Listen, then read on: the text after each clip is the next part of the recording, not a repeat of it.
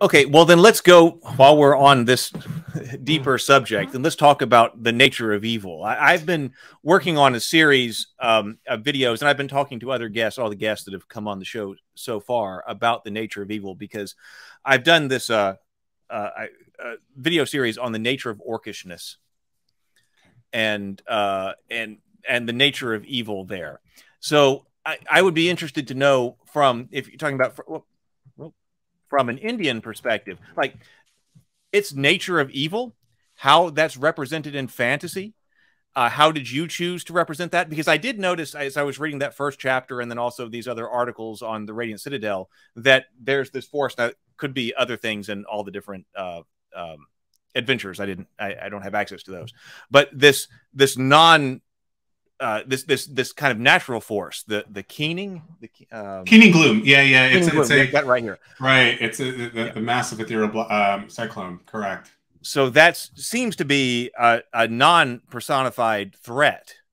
Correct. To the city. That's right. And was that a deliberate choice in the face of dealing with the nature of evil and fantasy and things like that? Yeah, so for instance, Indian mythology makes it very complex, right? Often a Rakshasa, right? It's a mythological creature in Hindu and Indian, lore and texts and fiction. And they're often portrayed as evil, but a lot of them are also good, and sometimes side with heroes, and can be defined against other evil Rakshasas. And I kind of love that, in that it doesn't paint an entire race as evil or entire group as evil. And in the Radiant Citadel, you'll notice that, like, I really avoided evil, and I said, people have different agendas and complexities. And I really leaned heavily on things being good in the Radiant Citadel. I think of it as a fragile utopia. And I set it up for three reasons for that. The first one is, in D&D, almost every city that's been written, there's a thieves guild. You could get mugged. There's like, monsters lurking under the sewers. There's 20 problems, right? That's been done a lot of times. And I love the cities that have been built out that way. There's some really great and a lot of flavor, but it's been done a lot. And D&D is at 50 years of that. And I didn't want to necessarily contribute a repeat. I didn't want to be repetitive and kind of repeat the same things. So I thought about it, and it was like, what would be a great home base? How do you make something that is, between adventures, and you just want to come back and have good role play? There are three core pillars that Jeremy Crawford and Chris Perkins talk about D&D, and combat's one of them, but the other two are exploration and social role play. And those are not as often like explored, but the Radiant Citadel gives you opportunities to explore, but to play with both of those pillars. So the first one is, like, you think of it in a video game, right? You're the home base in the video game, or the place where you restore, then you go out on an adventure. In many ways, the Radiant Citadel is that. The second is the concept of, it's a fragile utopia that takes work to maintain. It is not like, it's just not going to be automatically going well. And I wrote hints of that. I didn't go deep into it because I have a limited, space in the book to write about this. And so I'm not going to, and I think people get bored with, hundreds of pages of lore, at least I do. And so I hinted that it takes work to keep this society going. And hopefully a good DM will play with that and have the PCs get involved in the political drama and the social drama in the city. It is a struggle, and it does take work to keep the society at the Radiant Citadel functioning and positive for everybody, that this utopia isn't taken for granted. And I think it's timely in that, we look at, our country, or we look at our world, and often people take it for granted that, like, everything is just going to continue to function okay. And I want to make the argument that we have to be part of society, and we have to be an active part of society to continue to have a great country and a great world, and that we need to work collaboratively with each other to do so. I think the final thing is, and if you really want a big bad out there, right, is it's a utopia worth fighting for. So if you want to have, like, the evil, like, armies, like a lich or like a chromatic dragon come out and attack it, then you hopefully players will love this place so much when the DM throws like a big existential threat, whether it's a non-evil threat, like the Keen Gloom is more like an environmental threat or a mysterious threat, right? It does not seem to have a mind of its own, or if it does, people don't understand it, right? It's an incomprehensible threat. Or a very comprehensible threat of like, you know, like a half couple like major, you know, chromatic dragons, ancient red dragon, or you know, a flight of like blue dragons coming out and attacking it. Hopefully they will love the city enough to say this is worth fighting for, and I want to protect this place because I love being here, and this is my home. And so those are the three different like pillars that I thought about when I built the Radiant Citadel. All right. Well, where do we go from there? When I was thinking about specifically like the nature of orcishness, we've had this discussion with different people. You know, we have this idea, because I'm just talking through this with myself. We've got this. We're very aware, obviously, in our society and our culture today, that we don't want to act. If we're going to have an evil force in the world, we don't want to accidentally. Well, deliberately, but certainly not deliberately, but not accidentally either. Accidentally say, well, we've just imported a whole bunch of elements from an existing culture in our world. And today, in 2020, we're aware of that. Yeah. And that seems to be a lot about what people talk about. But to me, that's also kind of a third order question that, you know, the first order question would be, is there objective evil? And you could talk about that, whether or not you believe that in our world, but you could also talk about that in the context of a fantasy world that you're building. Is there objective evil? Second order question, does that evil manifest, you know, physically? And then if it does, then you've got the third order question about like, well, what kind of physical characteristic should it have or something like that? Yeah. You know, is it a wraith or is it an orc or is it something like that?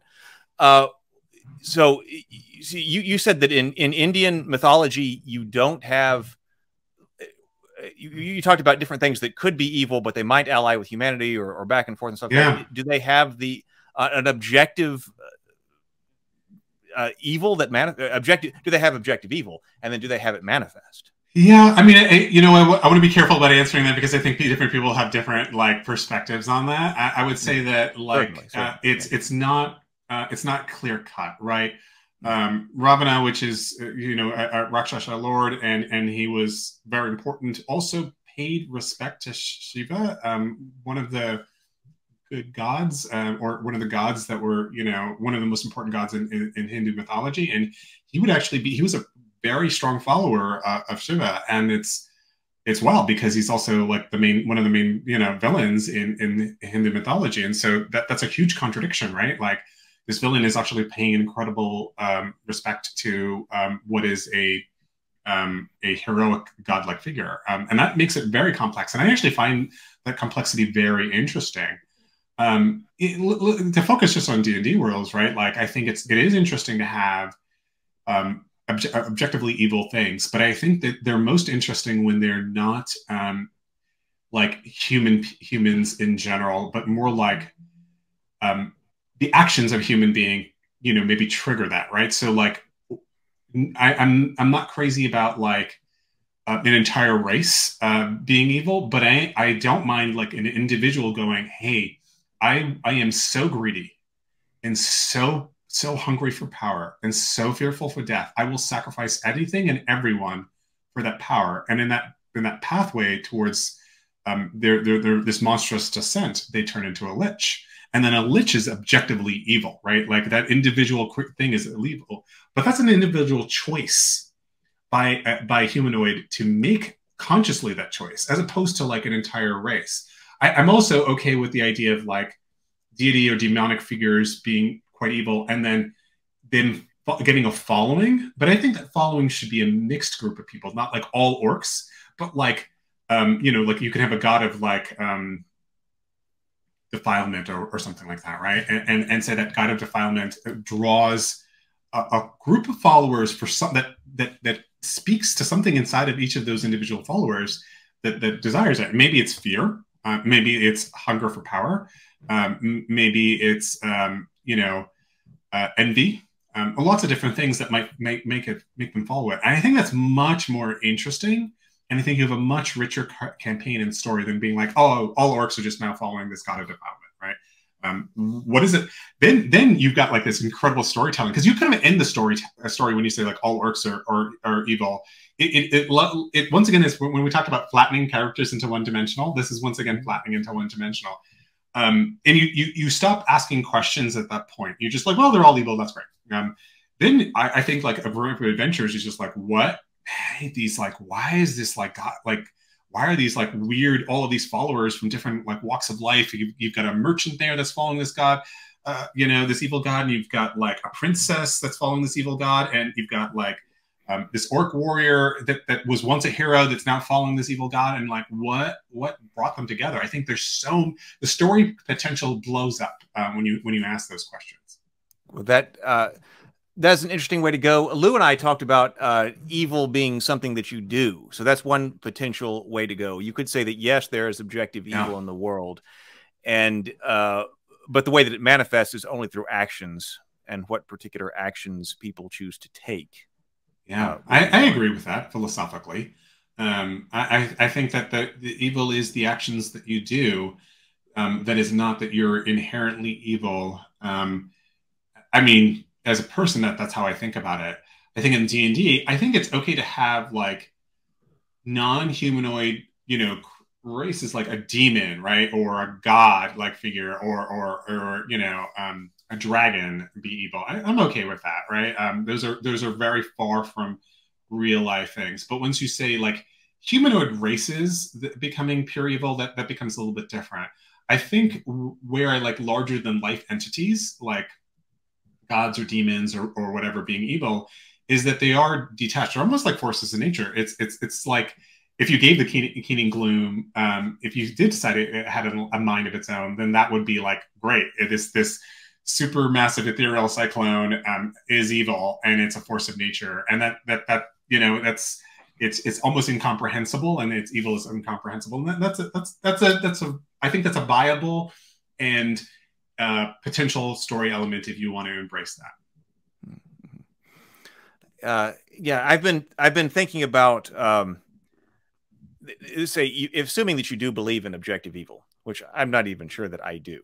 Let's just say that you do. Sure. It's not my personal philosophy. Let's say that you believe in objective evil. Then something that you wouldn't want to do is to demonize human things. Yeah. That would be something that would be bad. And so I think in our history of like understanding, for instance, orcishness and the development of orcishness, we've added more and more humanity toward orcs, as we've gone. But if you are a person who believes in evil, then the reverse should also be true. You don't want to humanize the demonic. Sure. That would also be something that you wouldn't want to do. Yeah, I guess if you believe in evil and you think about it that way, you wouldn't want to. Yeah, I think not humanizing it and say that it's some kind of supernatural force is probably a better way to talk about it. And then you can say that people do evil deeds, but it is some kind of external force is an interesting way of looking at it for sure. I was thinking about this. I haven't mentioned this on camera yet, but I was thinking about this from the Christian perspective, because I'm here in rural Alabama, and I am not the Protestant Christian in my thinking, but my family certainly has been. And so we're talking about growing up with D&D and things like that. I had one of the MERP books, which is the Middle Earth role-playing books, that specifically talked about how the orcs, that's in the context of Middle Earth. I was talking about the Middle Earth orcs specifically. And it was saying that they worship the darkness. And boy, that was just a huge thing in my. Yeah, I'm sure. This book has got to get out of here. This book is evil. We are out of here. And now I've thought about this in two different ways. I've thought that, well, from a Christian perspective, and especially when you think about the book of Revelation, you think about what is Christ's response to evil. It's a combative nature. That there is evil. And what is the response to evil? Combative response to evil. And so you could play a game or tell a story where you're going to say, okay, there is evil. It's those orcs over there. What's the proper response for good people? A combative nature. Yeah. And And you could say, look, Dad, but the book, is teaching that story, that this is a story about heroes who are supposed to be combative against nature when they, are evil when they realize it. Sure. But that was not something that was recognized. There's so many different layers here because that's not something that was recognized within the household. The presence of that statement that orcs worship darkness means this book has got to get out of here. And that, then I can think, well, gee, would it be worse if we said those orcs, really, they aren't all that evil. They could be really good too. And let's humanize them. Would that be worse in a philosophy when you're talking about, the presence of evil? So there's an interesting question, because Christianity also says that, all sinners can be redeemed if they repent, right? And if they convert, and I think, in theory, like a community, my thing is always community response. I'm a strong believer in community and collaboration, and I think in the U.S. we've strangely gravitated towards more of this individualism, and that, like, the myth of the individual triumphing against all odds. And nothing about our history actually shows that's really what happened, right? It's communal efforts and large groups of people working together, first to establish their country, then to send out the British, or to lead a revolution against the British, and then continue to build the country. It is communities that do it, and one could argue that, like, a communal effort in the face of evil might actually make evil people change their minds, and maybe they can be. Maybe they will join this community and change their ways. If Christianity is a religion of love, and embraces those themes, I think, one avenue obviously is to fight, but I do think the other avenue is to, like, find ways to get us to a better place. That's just sort of, I'm not a Christian. This is sort of my thinking. I mean, I grew up Christian, but I'm not currently. But I just was playing a little bit of a, opposing ideas. I completely. I think that's great, because, like I said, I'm not a Christian either, but grew up in that kind of thinking. But the thing that I would say there, that to counter that, though, is to say that there would be a difference, especially when I'm thinking about my father was an Anglican priest and my grandfather is a Southern Baptist minister, and they would definitely draw a distinction between a human, that you could talk back like you're talking about, but then also from Lucifer and his demons, that you're not trying to, that there is no hope of redeeming that demon. And so when you encounter that demon, you're encountering evil, and the appropriate thing is to fight. And if you're saying that, then you have to ask for your world. Is the orc representing some type of human, but also the derivation of the word orc comes from demon. So you could just say the orc, you're talking about a demon. And I guess if it's you're just actually talking about a demon, that would make sense. I think a lot of portrayals of orcs have had implications that they are,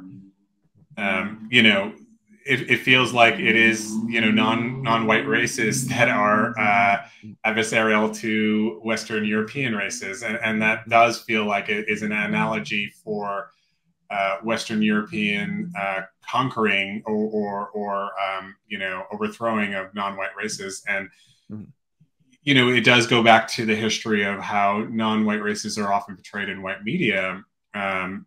They flattened out one, to one-dimensional, the big thug or the villain who's going to steal, like, a woman or whatever that portrayal is. And there's a lot of ugly portrayals over the years. I would say there's a strong argument that, like, orcs can fit into that. And so it just depends, I guess, on how you look what you're portraying there. If you enjoyed this video, please like, subscribe, and all of that jazz. It really helps a lot. But also, please check out The Cultists, the web series on this channel about modern-day D&D playing Lovecraftian cultists who just want to worship Cthulhu in a world full of people who just don't understand. Season 1 is on the channel now. But also, please check out my YouTube channel. I have over 150 videos on tabletop games and the fantasy genre. If you've enjoyed this video, you might enjoy many of them as well. I look forward to seeing you for them and many more videos to come.